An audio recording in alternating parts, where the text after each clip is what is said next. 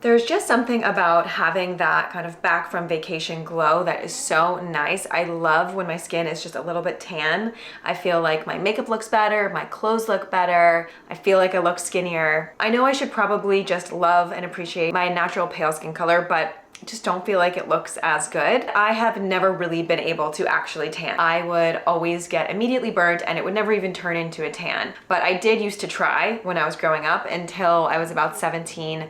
I had a really bad sunburn. I got so badly burned. I had blisters all over and it was incredibly painful, and I just realized that trying to get a tan just wasn't for me. I have been playing with fake tanning products since high school, so that's over 15 years now, and I really feel like I've perfected my process. I've got a bunch of hacks and tips to make your at-home tan look its best. I'm going to take you through my process from prep all the way through aftercare, and I'm going to talk about the products that I love along the way. Hi, I'm Amy. I've been working in the beauty industry for the last 10 years, and I'm here to show you that skincare and makeup doesn't have to be complicated.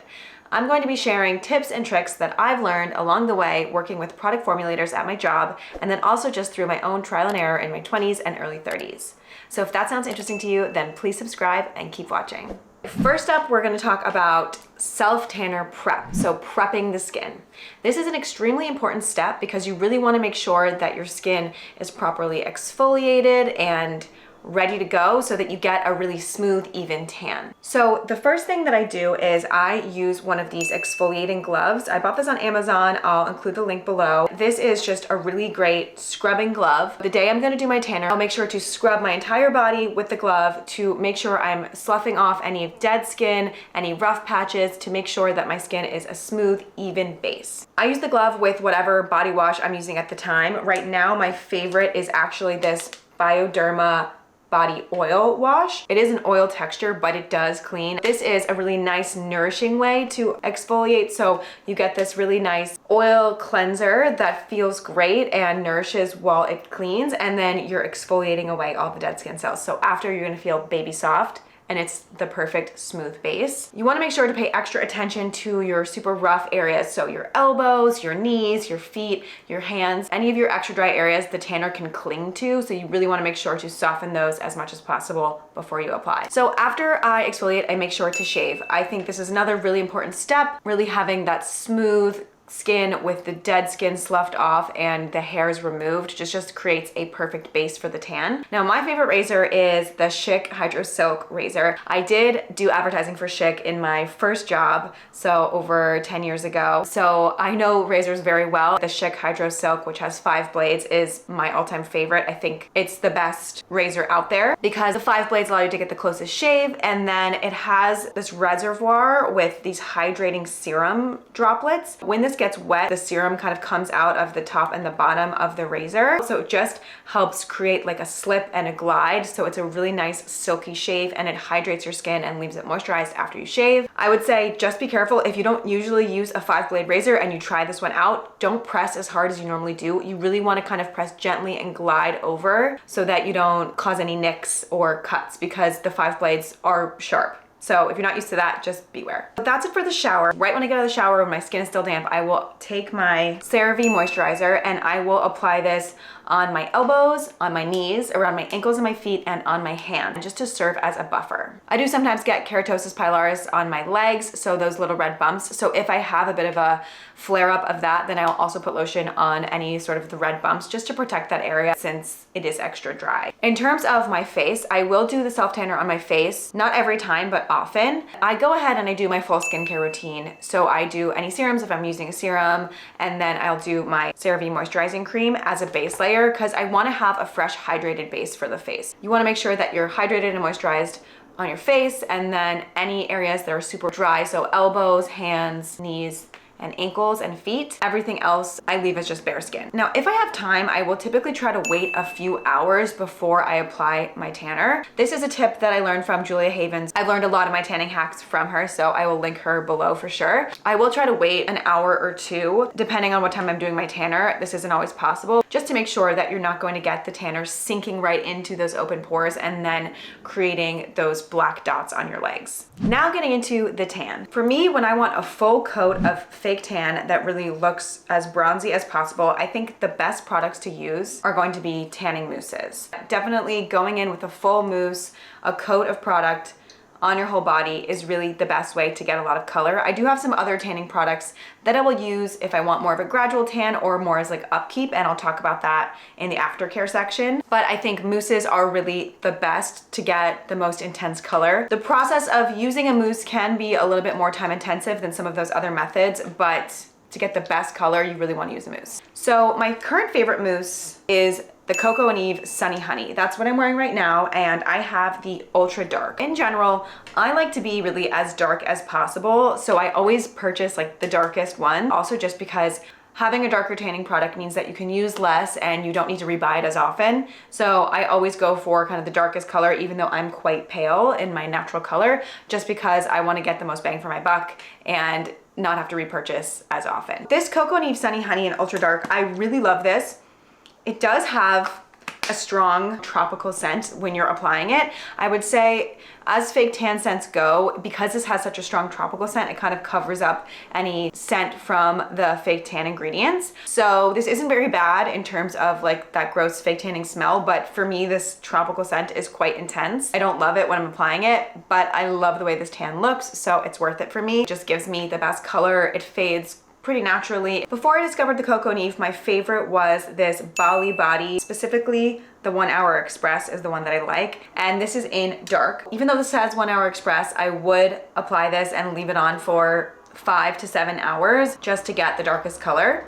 But if you're a little scared, you can always apply for less. This mousse is interesting. It's almost more like a thick kind of almost like a shaving foam when it comes out. You might be able to get a sense based on these pumps how the texture is a little bit different, maybe a little bit more silky because it is like a shaving cream. I do still love this Bali Body, but I feel like the Coco & Eve maybe gets me a slightly darker color and it lasts a little bit longer. Like I feel like I would go through this bottle quite quickly, and I'm taking a lot longer to go through this one. So currently, my fave is the Coco & Eve, but this is another great one, gives great color, lasts a long time. I have also used the clear mousse from Isle of Paradise, and Tanologist has a similar clear mousse. Now the clear mousse has some pros and cons. The clear mousse is great because you can apply it, and because it's clear, there's no color guard, there's no bronzing that you're getting when you apply it. That means you can easily throw on your clothes and go about your day. You don't look crazy and have this dark, weird color while it's developing. But I just found that the color I was getting wasn't quite as dark as I wanted and didn't last as long. That is a great option. I used the Isle of Paradise Clear Mousse for a long time, and I definitely still recommend that. It's just not my favorite in terms of getting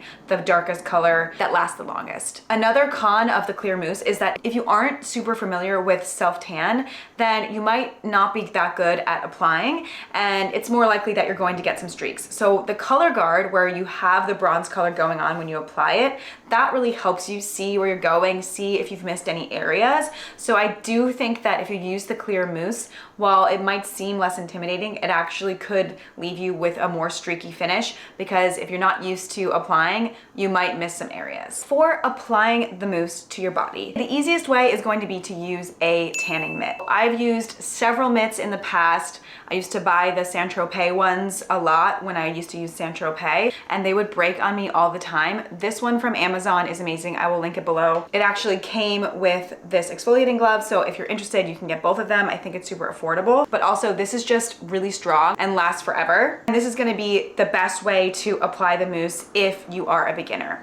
But if you're more of an expert, or if you are just looking to level up, I've got an even better applicator for you, which is actually this disposable glove. I learned this hack from Julia Havens on YouTube. It doesn't soak up the product the way that the mitt does. I'll include a link below. These are called nitrile gloves. You want to make sure you don't get the disposable gloves that have like powder on them, because that's not going to work. These are amazing. I just put on the gloves on both hands and then use them to apply the mousse directly. You're really getting the most of your product by having an applicator that doesn't absorb it. The reason I say it's more for someone advanced is just because if you're not used to how to rub in the tanner and really making sure to avoid streaks, then this could be a little intimidating, because you do have to kind of rub a bit more and really make sure that you're getting an even layer. Easier to kind of blend on with this mitt. But if you are advanced and you're tanning often and you want to make your bottle of tanner last longer, definitely try these gloves. But whether you're using the gloves or the mitt, I have some tips for while you're applying. You basically want to go in circular motions. I like to start at my calves, work my way up to my thighs and butt, and then I go over my sort of torso,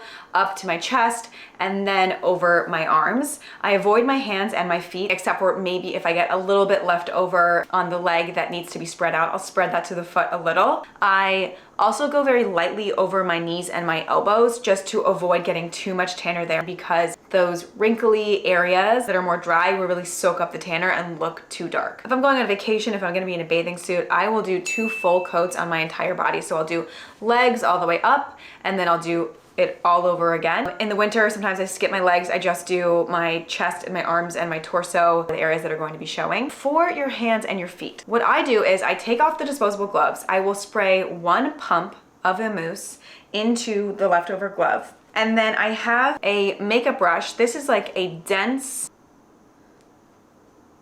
kabuki brush that I just use for tanner.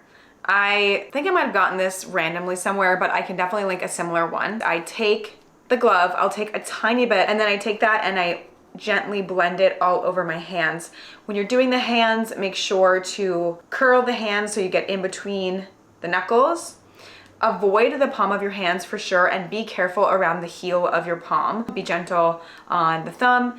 I would say I didn't do a perfect job yesterday. I think these are a little dark. I typically try to use a very light hand on the hands. Then I will take, again, another tiny little dab from the extra pump that I pumped into the glove, and I go over my feet, going around the ankles, going over the toes. Again, don't do the bottom of your foot, just do the top. And then I will take still what's left in this disposable glove, just that 1 pump, and I'll take that and I'll smooth around my neck, and then I will use the last bit for contouring. I'll take the tanner on the brush and just go around the perimeter of my forehead, really using gentle circular motions and brushing into the hairline. I will do contour on top of the cheekbones, really going all the way also onto the ears, just to make sure that the ears match the face. I might do a tiny touch on my nose. I don't have a tool in order to really chisel the nose, but I just do like a little bit of color on the nose, maybe a little bit underneath my bottom lip, and then again on the jawline down to the neck, just kind of blending into what I've done with my body. For my back, when I'm doing my lower torso, I will reach around and do as much as high onto my back as I can.